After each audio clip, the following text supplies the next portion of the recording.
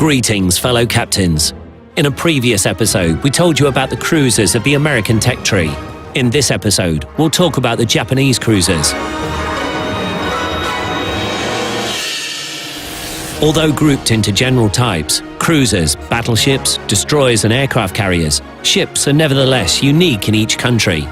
The Japanese cruisers are a perfect example. They occupied quite a specific niche, night hunters, able to strike any adversary, even significantly larger ships.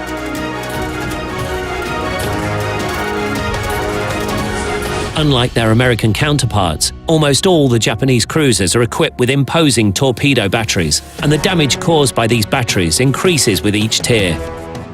The lower levels of the cruiser branch are given to light cruisers designed to lead destroyer flotillas into battles. They were properly armed and equipped for this role. And starting at Tier 5, players go on to heavy cruisers with up-armored magazines, tapered decks, and inclined armor belts. To tell the truth, the armor on their main battery turrets is poor, and their traverse and elevation rate is not impressive, as opposed to the well-mechanized turrets of the American cruisers. But these weaknesses are balanced by the good ballistics of the 203mm guns and their quantity. And the torpedo belt, with the armor along the waterline of the Japanese heavy cruisers, is second to none in their type.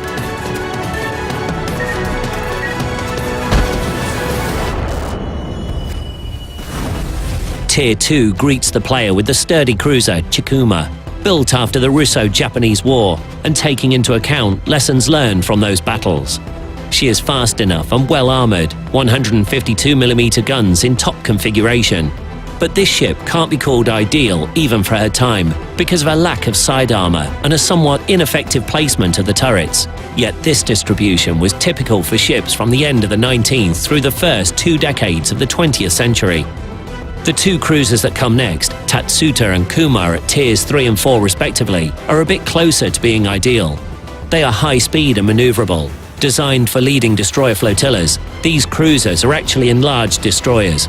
The power plant takes up the whole interior of the central hull, from bottom to upper deck. As a result, they frequently suffer critical damage. Compared to their predecessor, the artillery changes 140mm rapid-fire guns in single gun units. Torpedo tubes appear. Coupled with high speed, these weapons make Tatsuta and Kuma ideal for aggressive attacks using combined torpedo and artillery fire. The first heavy cruiser, Furutaka, awaits the players at Tier 5. Together with Aoba, a Tier 6 ship, she makes up the first generation of the Washington Treaty cruisers. They were the first to have reinforced armor on the magazine and main gun turrets. With their high speed, these cruisers can effectively fight against light enemy ships, while their torpedo tubes and good guns allow them to fight against battleships as well.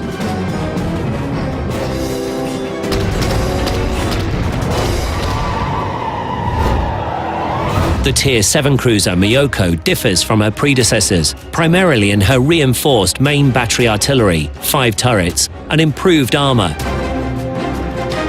including a torpedo belt that is really impressive for a cruiser.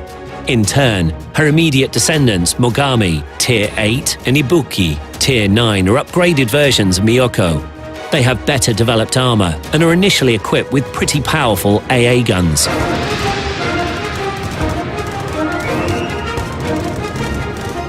Yet Mogami is worth a separate mention. This cruiser was built with 5 3-gun turrets having calibers 155mm. Such design was meant to cheat the limits set by the Treaty of London. Cruisers with caliber up 155mm were not considered heavy, but shortly before the war, all ships of this type were refitted with 203mm guns. This upgrade brought them in line with heavy cruisers in terms of their gun power.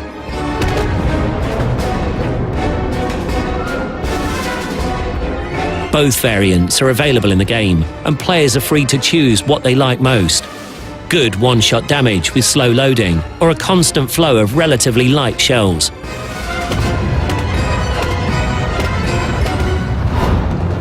The Tier 10 ship, Zeo, is the principle of the Japanese ship design industry. It was not built in reality. There was only a heavy cruiser project dated 1951. If the project had been implemented, Zao would have been the most modern and powerful among the Japanese cruisers, and one of the top cruisers in the world.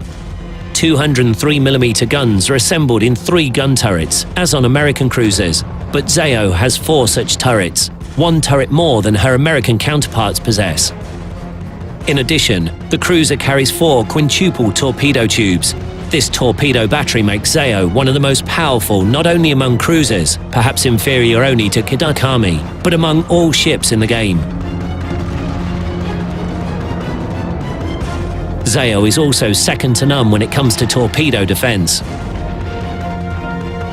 Summing up, we can say that the Japanese cruisers are unique in many aspects and differ from cruisers of other nations. Their main features include good dynamics, plentiful artillery, and powerful torpedo batteries.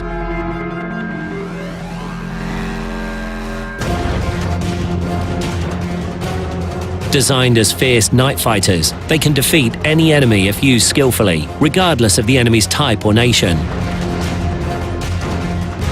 In our next episode, we'll talk about the most threatening opponents of cruisers, the mighty battleships.